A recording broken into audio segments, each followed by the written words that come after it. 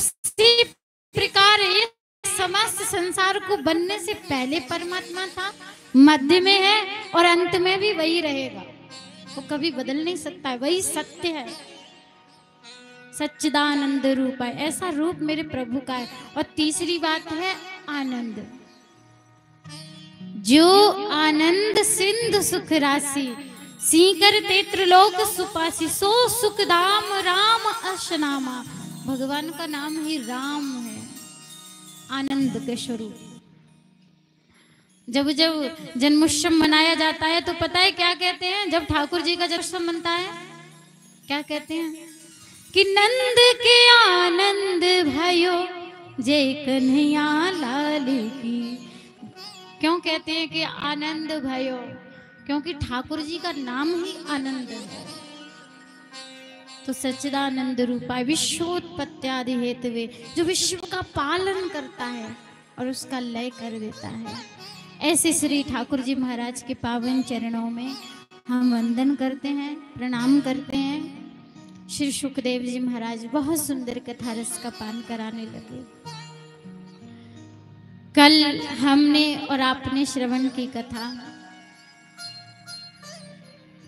उसके पश्चात उन्होंने, आप सभी ने अजामिल की कथा सुनी। कहते हैं कि अजामिल कितना बड़ा पापी था और भगवान के नाम लेने से उद्धार हो गया उसका। हमें क्या करना है? जीवन भर नाम लेना है। समय मिले तब भी और ना मिले तब भी जबरदस्ती समय निकाल करके हरि भजन करना है। उसके पश्चात श्री सुखदेव जी महाराज ने दक्ष महाराज के 11,000 पुत्रों के विरक्त होने की कथा श्रवण कराई। दक्ष महाराज की कल आपने कथा श्रवण की थी, जिनके यहाँ सती मैया का अवतार हुआ।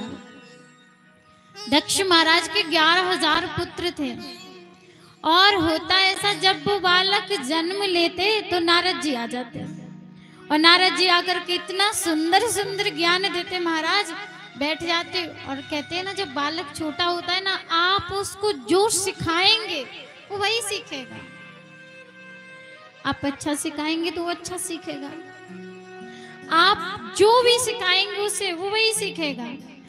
नारद जी महाराज कहते, तुमने संसार में जन्म लिया है, एक उद्देश्य से आए हो। भगवान ने तुम्हें भेजा है भगवान से प्रेम करने के लिए, ईश्वर से प्रेम करने के लिए, उनकी भक्ति करने के लिए।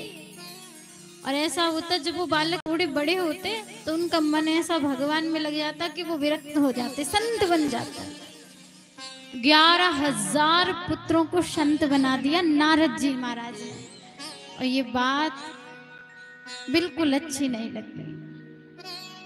दक्ष जी ने कहा, तुमने मेरे सारे बालकों को संत बना दिया, मैं तुम्हें श्राप देता हूं। तुमने मेरा घर नहीं बसने दिया, तुम्हारा घर भी कभी नहीं बसेगा, तुम कभी एक स्थान पर नहीं ठहर सकते। ऐसा श्राप दे दिया। अच्छा, तो नारद जी ज्यादा कहीं ठहरते भी नहीं है, आपने भागवत में सुना होगा। कहीं नारद जी नहीं ठहरते एक स्थान पर, इधर उधर चलते ही रहते हैं। फिर उन्होंने कथा सुनाई मरुद गणों की उत्पत्ति की कथा, प्रचेता गणों की उत्पत्ति की कथा। कहते हैं उन्होंने वर्षों तप किया। वर्षों जब तप किया तो भगवान न आए तो उनको लगा कि शायद हमारी तपस्या में कोई कमी रह गई है, शायद कोई कमी रह गई है। तो इसलिए अब हम क्या करें? बोले भगवान में की याद में हम अपने प्राणों को ही त्याग देते हैं। नारद जी ने आकर कहा, ऐसा मत करना, प्रभु थोड़ी देर से सुनते हैं मगर सुनते जरूर हैं, विश्वास रखिए। तब मेरे ठाकुर जी भगवान नारायण गरुड़ पर आसीन होकर के आए, आकर के उन प्रचेता गणों पर कृपा की, दर्शन दिए और दर्शन देकर के वो वहां से वापस चले गए। बड़ी सुंदर सुंदर कथा रस का पान कराया। उसके बाद में एक चरित्र है जिसको कहते हैं